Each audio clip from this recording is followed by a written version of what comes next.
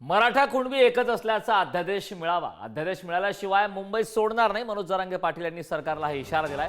हैदराबाद गॅझेटवर अभ्यास चालला हे ऐकून घेणार नाही असंही जरांगे पाटील यांनी म्हटलं. तर जीव गेला तरी जरांगेंना ओबीसीतून आरक्षण घेऊ देणार नाही. ओबीसी नेते लक्ष्मण हाके यांनीही थेट इशारा दिला.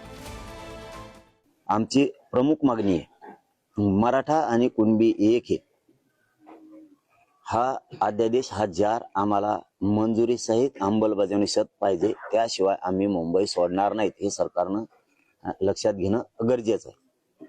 त्यानंतर हैदराबादचं गॅझेटियर हे आम्हाला लागू केलेलं पाहिजे. अंमलबजावणीसह त्याच्यावरती अभ्यास चाललाय. ऐकून घेणार नाहीत.